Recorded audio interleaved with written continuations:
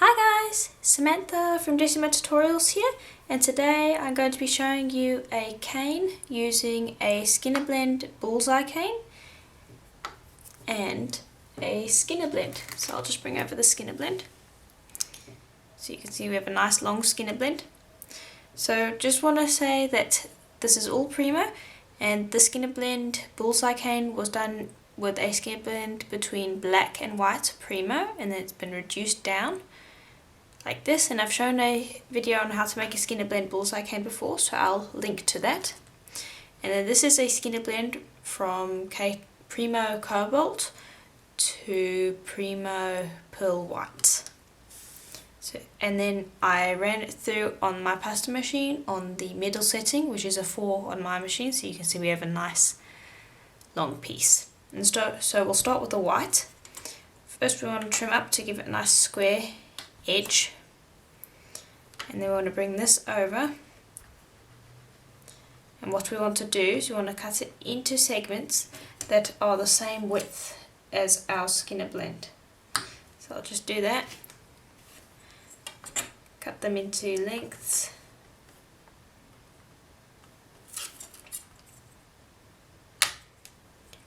just like this. And I've also done a video on how to create a Skinner Blend as well, so I'll provide a link in the description below as well, so you guys can see how to make it.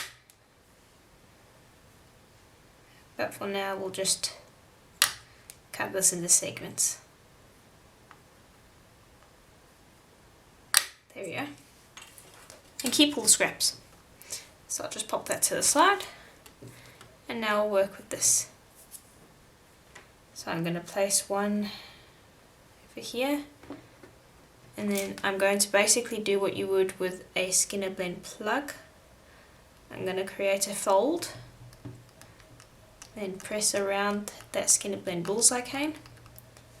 Then I'm going to bring over another Skinner Blend bullseye cane, and I'm going to place it again, and then we're going to do another fold. And pinch around it to make sure that you're getting out as much air as you can. Then I'm going to do another one on this side. And you'll basically do this all the way up your cane. And I might skip one over there and just do a fold. Okay. And then I'll start in the middle again.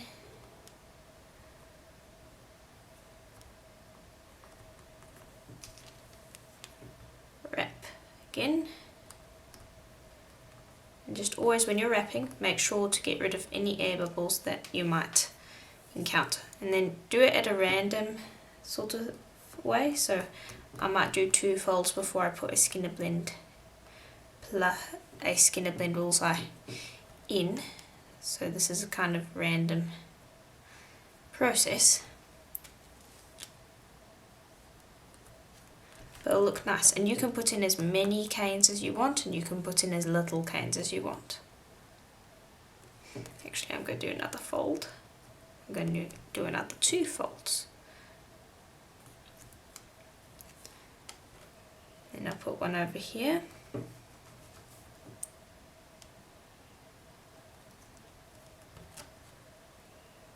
Then I'll do another fold, and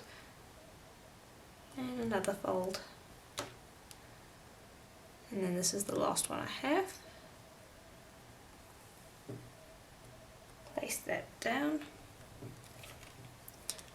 and then I'll do 3 more folds. So it looks like throughout the Skinner Blend, it looks like I'm going from a really busy area at the bottom all the way up to an empty area, and that will create an interesting look. And so you can put in more if you want.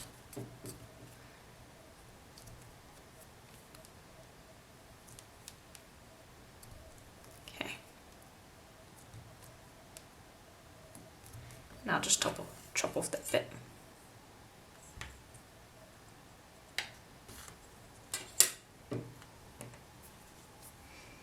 I'm just going to take away part of that. I'm just going to squish it together, flatten it out.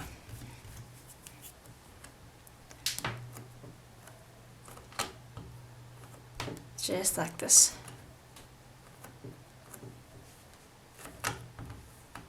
And this will look quite nice.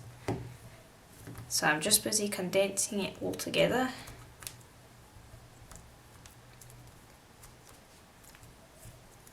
Okay, then I'll bring over my acrylic roller and I'm going to start rolling it to make it nice and square.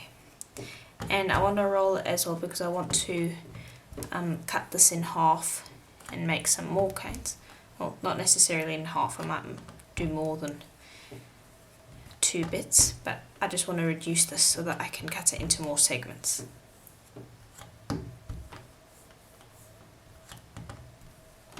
So I'll just carry on rolling this with my roller, oops, until I've reduced it down.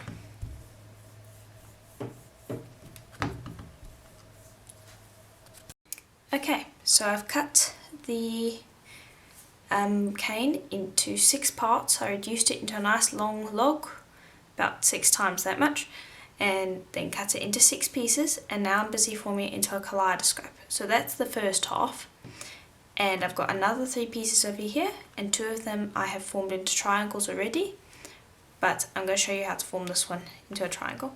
So you'll pop it face down onto the tile and then start pinching the pearl white area. Now you need to do this gently so that you start forming a triangle, a point on the triangle there is. Okay, and then just gently get it to be nice and even, and it's pretty quick. There you go. And then you'll just piece these pieces together, and now you're not really trying to achieve a kaleidoscope look because all of these bullseye canes are kind of floating around all over the place.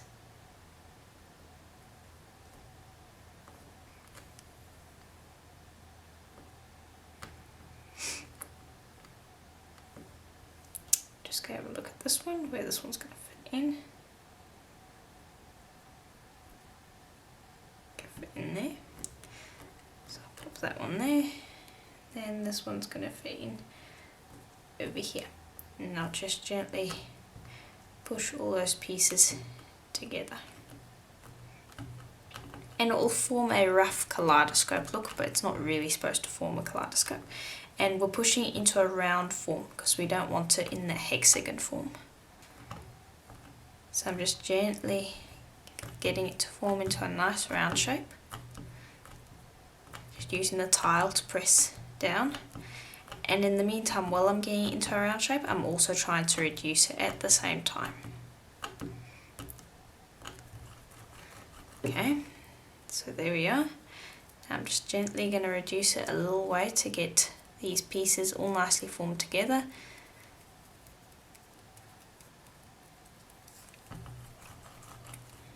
So this is another way to form a Skinner blend bullseye cane, I guess, except that what you would do is you would make a Skinner blend plug and you wouldn't put the Skinner blend bullseye canes in, and then you'd reduce that Skinner blend plug down into a triangle and cut out 6 pieces, and then you just put it together like you would a kaleidoscope and then form it into a round, and then I guess that would create a really even Skinner blend bullseye cane. Might do a tutorial on that sometime later, just as like an alternate version of the traditional Skinner blend bullseye. But anyway, cut that, see what that looks like. So that has quite a nice look to it.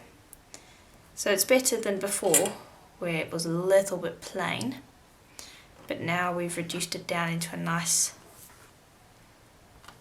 round piece, and I might actually square this up because that's more helpful when your canes are square. That's the best shape I've found because they're just easier to use like that.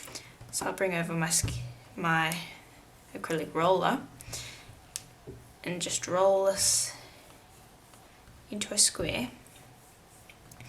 And we want lots of little bullseye canes in here, so I might cut this into 4 and then stack them, and I'll show you that in a minute as soon as I've got this into a more square shape. Okay, so squared that up. Now I'll just use my fingers to square it up some more. And in the meantime, I'm also reducing.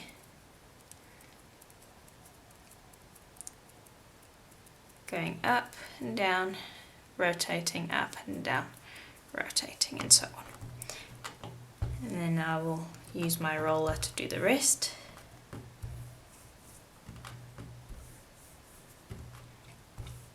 I might actually just leave it like that. I'll have to see how busy it is when I'm finished.